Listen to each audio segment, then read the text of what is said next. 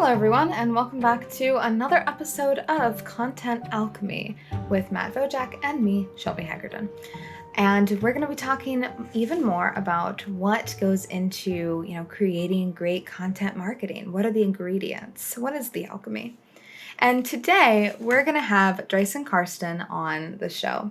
Drysen is a boldly awkward storyteller, volunteer firefighter, and content strategist at Made by Things, who's worked on national documentaries and global campaigns. Drysen focuses on building relationships and turning customers into loyal superfans.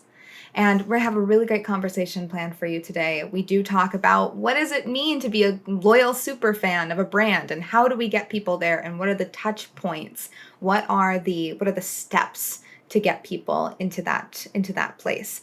And what does it really mean to be a content strategist? And does the name make sense? And is it important for you to have is it important to have a content strategist on your brand?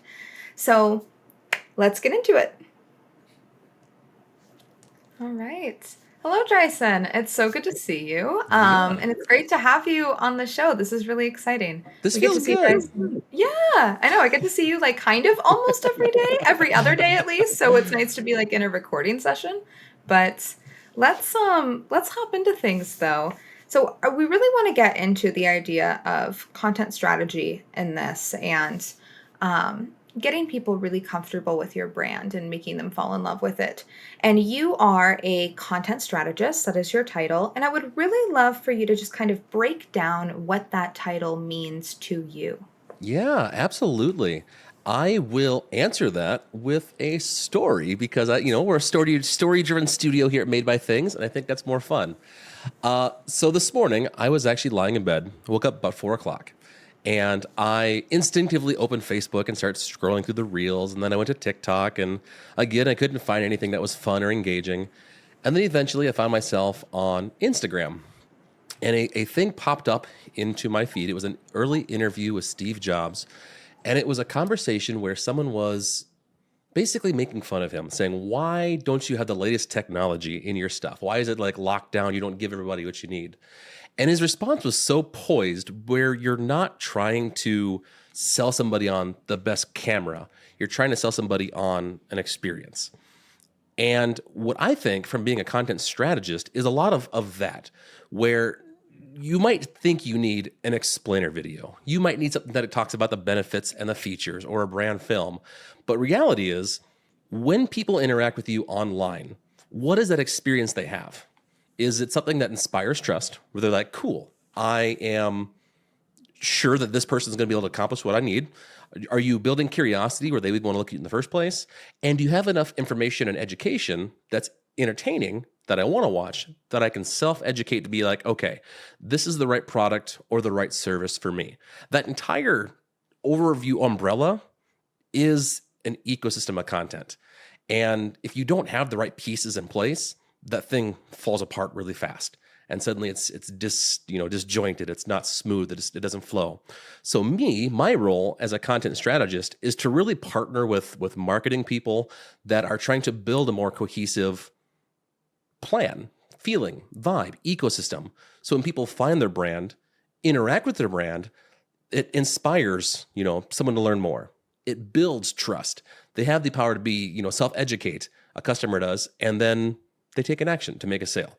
And then there's more on the backside, which is like, the advocates phase, to make sure we're doing enough, giving them enough dopamine and feel good stuff that they actually want to tell their friends, to build a raving, army of super fans on the backside to help, more word of mouth referrals. But that's a whole different conversation. But in a nutshell, content strategist. Let's figure out those pieces.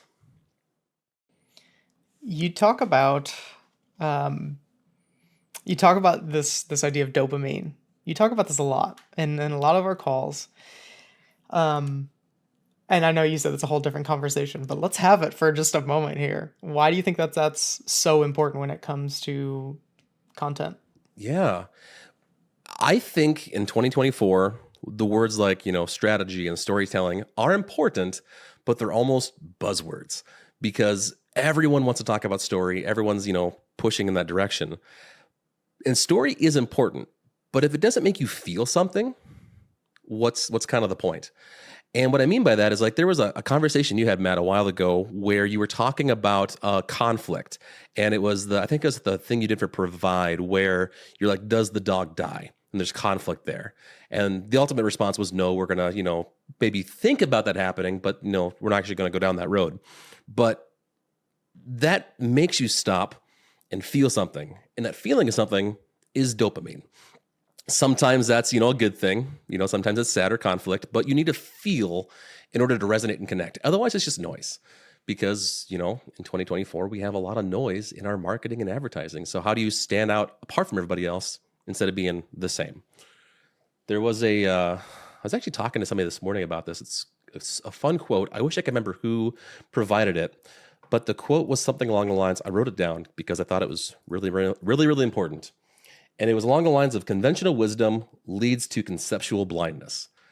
And that's saying that if you try to play it safe, you don't stand out, don't try new things, don't make people feel or engage, people aren't going to remember. You have in your description of yourself, you refer to yourself as a boldly awkward storyteller. I love that. I really appreciate that. As an awkward person who is boldly awkward, I love that. I call it adorkable. It's fine. So I would like to talk a little bit about that with that dopamine and that strategy of getting people engaged in that way. Do you feel, especially for you as someone who is boldly awkward, do you feel a certain penchant towards relatability within content? Ooh, that's interesting. Yes. Yes, I do. And I think a lot of the times we like to think that we don't feel certain things in certain ways. We kind of want to play it safe. We're like, if I say that, I'm way too awkward. If I say that, like they're gonna think I'm weird. And reality is we're all feeling those things. And here's another super embarrassing story because, again, boldly awkward storyteller. I went to an event called Camp Mograph a couple years ago, and I met this friend of mine. Her name is Amanda Russell. We had never met in person before. She spoke at Making Midwest, this past year. And the first time we met, I gave her a hug. She gave me a hug, and my ear suction cupped to her face. It was humid. It was awkward. It was sweaty. When we pulled away, there's a loud audible. It popped. It was so freaking embarrassing. But because of that, we were able to laugh. We got, past the what the hell just happenedness, and we are great friends here today. Now, that's not something you typically call out on a podcast talking about content, but it is a story where you are vulnerable. You share those moments of just like, I can't believe that happened. And now people relate to it like, okay, this is a real person. It's not a fake personality, not a fake, mask you're putting on. This is genuinely who I am.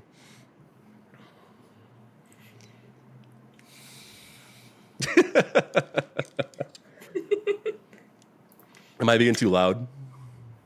No, you're fine. I'm gonna go in for Matt here for just a second, but I really appreciate you sharing that story, and I think that's a great story for content and also relatability, and also just a networking clue in for people.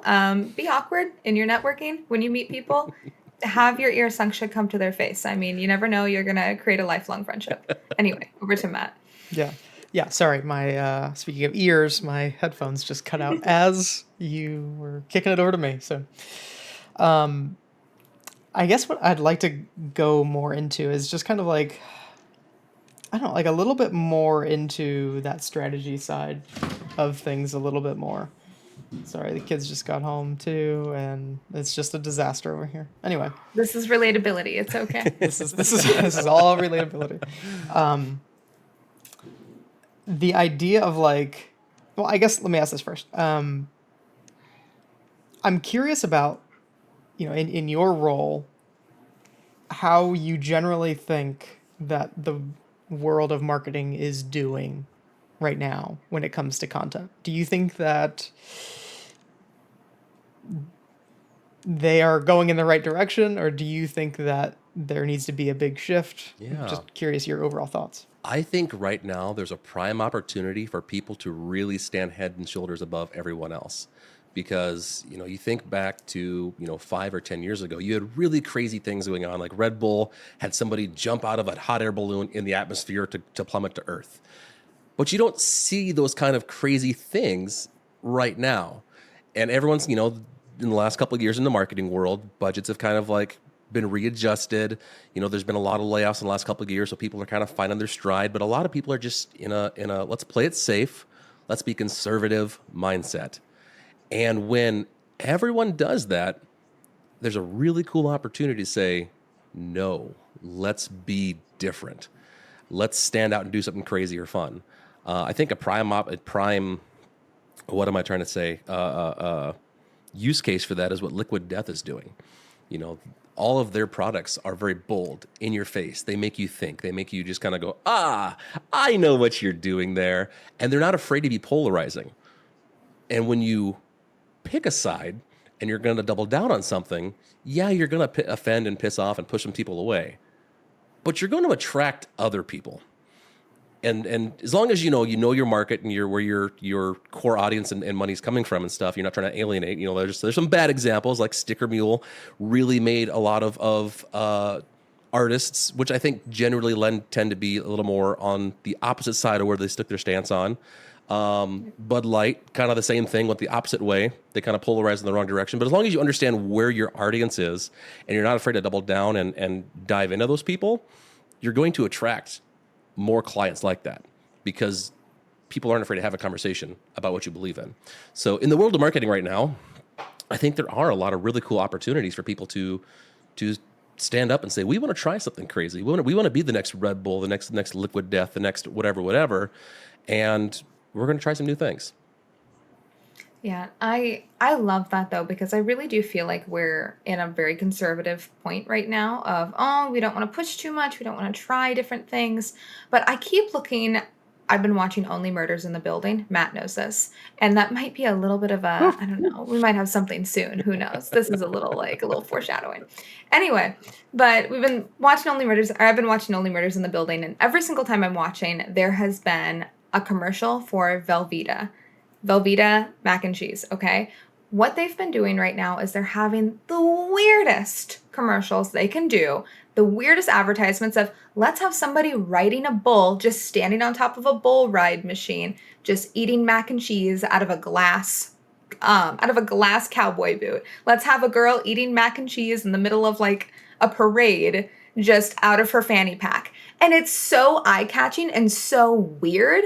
And the thing is it really, really like grabs that like kind of childlike side of mac and cheese of, okay, how does mac and cheese make you feel? It makes you feel like a kid. It makes you feel like you're watching cartoons on the weekends, It's like, that's what mac and cheese does for you. It's like, oh, it's after school and I'm hanging out and my parents didn't have time to make me dinner, so I made myself mac and cheese. Now I'm going to be a little weirdo now and watch Nickelodeon.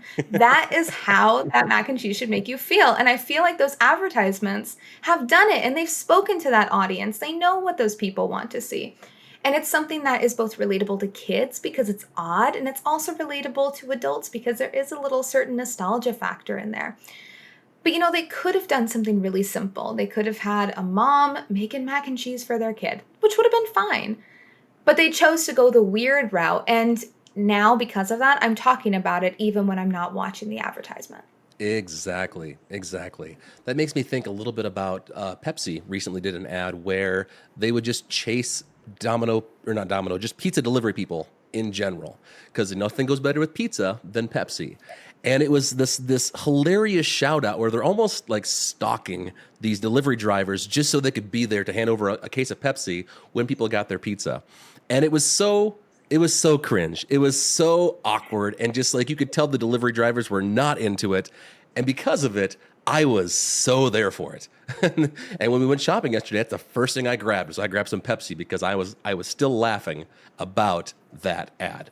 So yeah, take risks, try new things.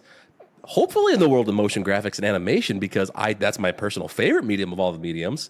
But yeah, try something crazy. Yeah, for sure. I 100% agree with you. I think there is a big opportunity right now. And it doesn't necessarily mean like, oh, you need to like spend your entire budget putting some sort of idea together. Like, it's not like that at all. Like, those ideas that both of you are just talking about are not like these big budget ideas. They're just solid ideas that are executed really well, and that's pretty cool. Something that you've sort of talked about before that I'd love to hear a little bit more your thoughts on is kind of these I don't know, ways to sort of make people fall in love with a brand, these sort of touch points. Can Yeah. you talk a little bit more about that? Yeah, absolutely, absolutely. This I talk a lot about the customer journey, and that is that journey going from I have never heard of you to now I'm a raving fan of what it is that you do. But there's steps that have to happen between discovering and buying and so on and so forth. And so just to quickly outline the customer journey, I'm not the first person to come up with this. I've changed this since I started working with Made by Things. If you Google it, there are 100 different variations. But I like the one that we have here at Made by Things. It starts with, first, I don't know you exist, and now I'm aware that you exist. But then I have to inspire curiosity, enough that I want to check you out. And then I have to go to the next step, which is building trust, which is learning about what you do and believing that you're a solid vendor that's going to accomplish what it is that I need you to do. We have to then take an action, which can be signing up for a newsletter. It could be subscribing to social media, hopefully making a sale. And then the last phase, which is reward or making advocates of your brand. Now, those touch points, you need to get my thoughts together real quick. You need to take a 30,000 foot view of what your company is and what your brand is doing at any given point when people fall into that customer experience. Because the moment they discover that you exist, design matters. If your website feels shady, you're not going to inspire trust. So you have to have that on lockdown. And assuming that is, then we need to talk about, okay, we need to build trust by educating people on what our product is. Do we have videos that explain the product and services? Explainer videos. Do we have videos that talk about the differences between two different product lines? If we have a pro version and an elite version, tell me what is the difference so I'm not getting frustrated by learning these things. We need to have past customers talking about testimonials and case studies and bonus points if you can do it in a way that makes those customers actually want to share it, not just watch it. And there's ways to do that. But all of this, every single one of these touch points that leads up to making a sale, that's when we have the ability to really make somebody a raving super fan of that brand. And that's simply just by setting expectation to what it's like working with that company. So if it's a construction company, maybe that first, they sign contracts and you're going to put a swimming pool in the backyard. And so we've met, we've talked about it, and now I'm going to get an email drip campaign saying, hey, thank you so much for signing up. The first email goes out and you're going to see a little video that's talking about the entire process of working with our company. And then it's going to say, be on the lookout for more steps. Right now, we're ordering materials and we'll be in contact when they are in stock. Cool. Now I know to wait. That things are happening behind the back end that I don't know about, but progress is still being made. And then maybe I get another email that says, hey, we are reaching out the next couple of days here to schedule your thing. We're going to be on site soon. When we arrive, be on the lookout. These are the things to look for. We're going to need to bring in machinery and trucks, and it's going to be loud and those kind of things. So just be aware. And then maybe day of, another email shows up saying, hey, we're going to be at your house today to install your swimming pool. Here's some safety things that we keep in mind about to just be aware of, And then after the fact, after everything installed, another email can go out with another video that's saying, hey, enjoy your new pool. We are really excited you worked with us. Here's some things to watch for. This is normal. This is not. And again, that sets a customer's expectations to say, okay, I know what's happening. Even if we have weeks between us talking and the actual construction process happening, I know you're working on my behalf. You haven't forgotten about me. And then it sets little moments of like, okay, there's a safety thing to watch out for. There's this happening over here. And just managing people's expectations in that way, and especially if you do it in a fun, entertaining way, like animation, motion graphics that just naturally inspire dopamine, you're just doing things even better. You're building a stronger brand. You're instilling your personality within that customer. And if you do all these little touch points right, where you can inspire someone to be curious, you can build trust that you're a solid vendor, you have a set process that they love going through and working with you, they will tell their friends when it's time for them to put their swimming pool in their backyard. And so it's not one video, and it's never going to be one video, but it's creating that entire overview piece, that entire umbrella, that ecosystem, if you will, that actually helps build the customer journey. I love that because it is not just like, it's not just focus on this one thing. Once you've done this one thing, it's going to solve all of your problems, right? There are many different layers to this. I always think about like being able to connect with your audience is like you're just making friends, right? If you wiki how to make friends, it's going to have a lot of the same things, right? It's like it's not just one touch point. You're not just meeting them one time at a party. You're developing the relationship over many months, years, right? You continue that and it's not just one big post. It is a layered approach. And because it is such a layered approach and because you are managing so many different things at once and you may have lots of marketing efforts happening at one time, I am wondering how a person can manage these touch points and know which touch points they should really, focus on expanding and developing. I think a great way to think about that is what touch points do people typically fall off on? If you're putting things out on social media and you see people going to your website, but they're not going any further, then we have a problem right there on the website. Is that, is it the website design? Is it confusing that they don't know what you do? Is it, X, Y things? But then look at your analytics on your website and say, okay, but they actually clicked over to this page here, so we know they make it this far. Okay, so maybe there's a confusion piece about what does this product do? What are the features? What are the benefits? Or maybe, again, they're not sure the pro line versus the elite line. Which one do I need? And just trying to just track through your data to figure out where do people fall off? Where are these issues at? And then devote content to fix those things. I love that we have this mentality of like a pipe. You put water through the pipe, and hopefully all the water makes it out the other side of the pipe. But if it doesn't, if we have holes in there, it's going to start leaking somewhere in that pipe. And so we need to make content or pieces to help patch it, to fix it, so all the water keeps going all the way to the end. So I guess I'm kind of curious now. Like you talk about, you're kind of talking a little bit more about like the data side of things and like the metrics. I'm curious how important you feel like that data and those metrics are when it comes to that sales journey. I think it's really, really, really important because at the end of the day, a video is just a video. It's a fancy piece of art, be that animation, be that live action, whatever. If it doesn't serve a purpose, there's not an ROI, there's not a reason to do it. But if we can have metrics and data to say, hey, we were having a problem here, we tried this thing, and now more things are happening, that's really, really powerful. And you're like, okay, this is working. Or you can try something to say, hey, we tried this over here, but it didn't quite work.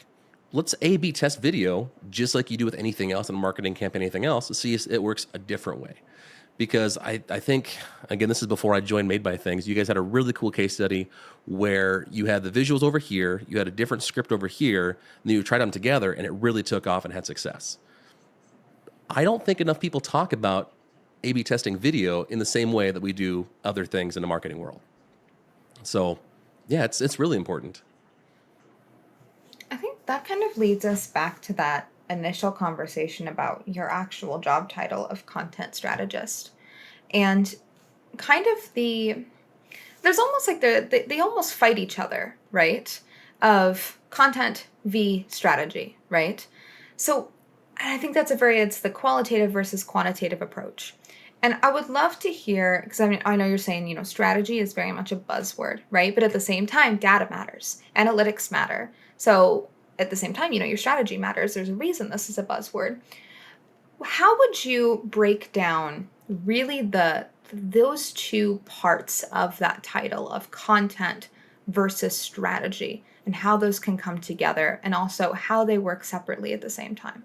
This is where I'm going to take everything I just said and like throw it out the window. Because there is a lot of inner turmoil where these things technically shouldn't work together. And they absolutely do. Because we want to make sure we can have, a visual, a piece of art that captures somebody's attention. But if it doesn't do a thing, then it's like it's not doing the thing. So how do we actually, put it all together? And the honest answer is we have story. We tell something that's going to be engaging and make content that people actually want to watch. And then we back it up by testing how did it work? Did we put it in the right spot? Et cetera, et cetera.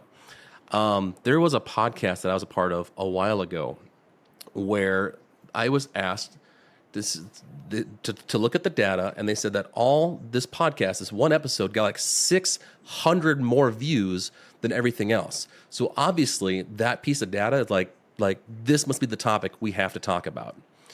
And then we went through the website and found out, well, this is actually the only podcast episode you have on the website. Everything else is hidden away. So of course, it's going to get more traction than the other piece. So same thing in video, where we want to make sure we're telling a story that people actually want to watch, that's actually going to convert, but we want to make sure that it's actually doing a specific job and we're putting it in the right spot to use it in the right way. And it is a challenge to say, we want to have storytelling, but story doesn't matter. But it does, but it doesn't, but it does. So you really have to be in the know of like how to write a story, how to put together the elements you need to help, to deliver. Now, this is a confusing mess. I'm like confusing myself right now here. But it really boils down to you have to understand how to make good content that people actually want to watch, and then know where to put it, how to place it to make sure it's actually going to do its job properly. Yeah. Love that. Drysen, one last question for you. What was your favorite project that you've ever worked on, and why? Ooh, that is a fun one. 2020, a great year for video and business in general. I was working on a national documentary for agriculture. And because of COVID, that gave us some unique challenges that we couldn't travel the country to actually film these things, because we were working with the world's best corn farmer and the world's best soybean farmer, the world record holders. But their farms are not anywhere near where I live in South Dakota. They are in Georgia, they are in Virginia, and that's a long ways to travel in a car. And so the network that hired us to do the show basically said, here's our private jet. Why don't you fly around the country, get the shots you need, and come back? And that was really, really cool. So not only am I working with like the latest, like next gen tech, we're flying around the world, very, very cush. It was nice. But then we're also making these behind the scenes tidbits about how these farmers were able to achieve their success. And it wasn't a reality TV show. It was hey, you can join and be a part of our community and do this as well. So it was taking your reality TV documentary type thing, turning it into a year-long ad campaign, and we got to fly around the world doing it. So it was like, or the country anyway, not the world. But so it was pretty cool. Awesome. Yeah, I would love to do that. Matt knows this. I'm very much a fly around and shoot. I would really enjoy that. We'll have to talk about that sometime. Yeah, every other week you're like, hey, can I go here? I'm like, hey, listen. Can I leave? Where can I fly to? Awesome. Thank you so much, Drysen, for being on the show. We really appreciated having you. I think that we had a really great discussion, and I hope you had fun. I did. Thanks for having me.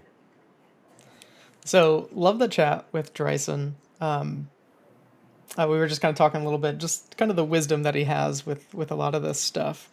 And a lot of the cool things that he picks up, and he's like, all right, this is now like kind of part of my tool belt, and now just kind of like keeps moving forward to be able to help people be able to create great content. So it's super cool. I'm curious, Shelby, the role of content strategist. I'm curious of what your general feelings are on that role and how that person kind of plays a part on a team.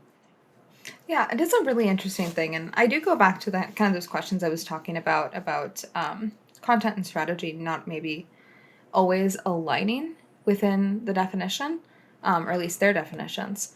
But I think what's really cool about content strategists is they really need to keep in mind two different pieces at all times. They need to understand what the data and what the analytics are telling them. They also need to understand what the people are telling them, what the story's telling them.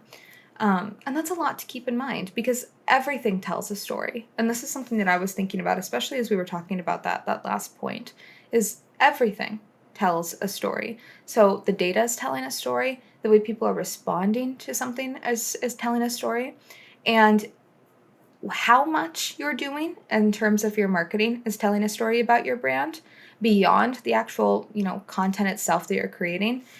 And if you're not doing anything, that is also telling a really important story about your brand if you're not doing any content marketing at all. So I think it is something that content strategists are shaping, I think, multiple little stories in the content they're creating, but also one big overarching marketing story, which is really cool because that is kind of the big tale in, like it's, if we think about television, right? This is like your season storyline, and underneath that you have your episodes and your subplots, which would be all of the other pieces of your content. But you have that really big main storyline that I think content strategists are great to be able to help push and further, which is really interesting and a really cool position. Right. It kind of takes me to like these teams that don't have a content strategist. And I mean, I feel like it's a position that I feel like it's relatively new. And then last 5 years, I feel like it's gaining some real popularity, and people are starting to see the value of it. But in the past, like we often get people coming up to us and just asking like, "Hey, we need a video." And it's interesting to like even just stop at that point and just be like, "Okay, so most of the companies that you go to, if you say, 'Hey, I need a video,' they're going to be like, 'Video it is. Let's go. We're making video.'" And they're like, "Wait, what do you want it to look like?" And they're like this. And then they're like, "Great, we're going to make a video and we're going to make it look like that and put your name in there," right?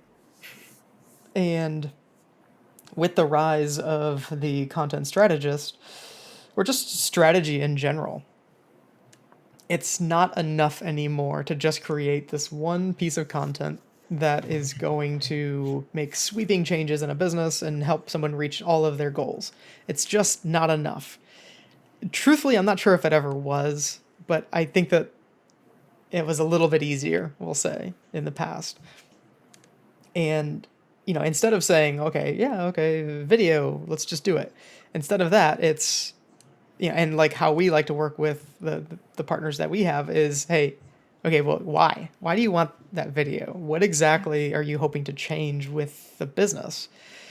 Because if the answer is nothing, then I have no value to provide you, right? Like, then it's just an ego thing, and in which case, like, we cannot help and we do not do those kinds of projects. Like, there has to be a good business goal to something. And even the times where somebody does have a good business goal, it's like, all right, well, let's still take a step back and try to figure out how does this fit into a bigger strategy to that goal, because maybe this isn't the only thing that you need.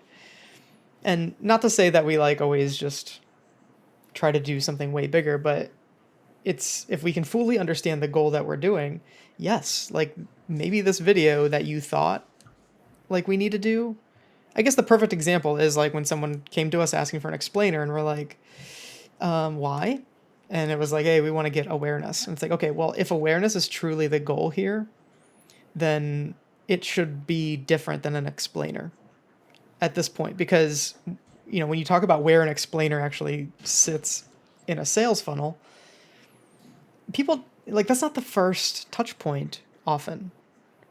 Like, that is not the first piece of content that people are seeing. Mm-hmm. So it's like, technically, is an explainer awareness? Yes, but it's like, we start to get real detailed, right? It's like down a little bit more. And for us, it was like, well, actually, I think that a brand film might do more. Like, let's tell more of that story and be able to make this a piece that can be shared by other people and be a true first touch point and get people into a sales funnel, right? And it works like that the entire way down, where there's all these like nuances and just little details that if you can really pay attention to a strategy or have a strategy and execute towards it, it's like you need all these little building blocks, because that's what content is all about. It's not just create this one piece and hope that goes viral. It's let's stack our content and keep going, right? And like Drysen was saying, like, test that stuff even against each other and see, like, trying two different scripts and see, okay, which one performs better, because that's how you're going to get your answers. So it's interesting because we had Chelsea on last week and now we have Drysen on this week, and they both were a little bit opposite in how they thought about that data side of things. I'm curious your thoughts, like, on hearing both those sides Yeah. there. It's a really interesting thing because they may have really differing perspectives on data. Of if you go back and listen, episode before this, Chelsea's episode from Provide, she has more the perspective of, well, we don't really look at the data. We don't look at the analytics and how things are performing. We look at how people respond to it. We look at, did we make somebody, feel something today? Not so much did they click on the post. Well, Drysen is, yeah, did we feel something, but also what are the analytics? Can we track this? Is it quantifiable? But both of them have the exact same goal in mind, which Right. is really fascinating. It's two different ways to get to the exact same results. And I think during this too and neither of them are working with the same formula, and neither of them are working with a formula somebody else has created. So that's kind of a key point for me is it's not enough to follow a template or formula that someone else has created. Right. You cannot just blindly follow the algorithm. You need to create the algorithm. You need to break the algorithm because that's what's going to do, that's what great content strategy is. Right. And I think that's a problem that we see right now is one brand creates something, it goes viral, and all the other ones are like, yep, I want to do that because I saw this and it looked like it was successful. And unfortunately, that's just not how this works. It's never that easy. Every single brand is a little bit different, and the stories that you tell have to be as authentic as they can possibly be to that brand. And there's so many variables that go into how to actually create a successful content strategy. Yeah. And I mean, truthfully, to me, it's like it's one of the most fascinating things about what it is that we do. I used to think that if something looks beautiful enough, people will buy it. And there is some truth to that, but there has to be more, right? There, again, like I was saying, you kind of have to stack as much as you have to like stack all this different content on top of each other, see what is performing the best. It does. It needs to look beautiful. It needs to ideally tell a good story, right? Because that's the thing that people are ultimately going to remember in the end. Like they're going to remember a story more so than they're going to remember how pretty something was. Yeah. So when you start to combine those things and then you add in that last sort of puzzle piece of where does it fit in a content or in a sales funnel, when you start to add all those things together, yes, one piece of content can be extremely powerful when you add in that strategy. But even still, like the more content you can do in general, the better, without losing quality, of course. Yeah. But the idea is to, before you go into anything, take a step back and try to figure out, okay, how do I make the most effective single piece of content? And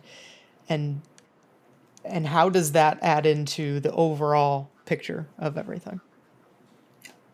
Learn from history. Learn from the Mona Lisa. The Mona Lisa was not the most beautiful piece of art made during the Renaissance, but it had a great story and a lot of mystery around it. And thus it is why the most recognizable piece from that time. And it's why people are lined up in front of it in the Louvre, It's have that story, make it recognizable, and yeah. Quick, Shelby, what is the most beautiful piece created in the Renaissance? Oh, wow. Okay. You can't ask me that question because we're gonna have a fight. No, I have lots of opinions. You know what? The Renaissance isn't even quite my favorite. I've really been Same. going back to I like the Netherlands during that time. I know I'm supposed to love the Italian Renaissance, and I do. It's wonderful. But God, I love the Netherlands.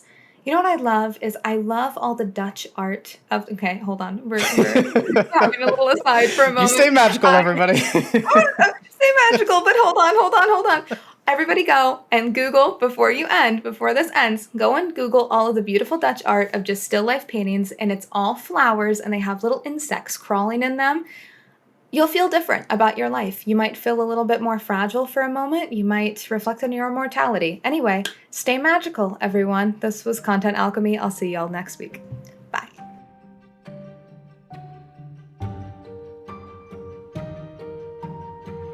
Content Alchemy is presented by Made by Things. To learn more about us, check out madebythings.com.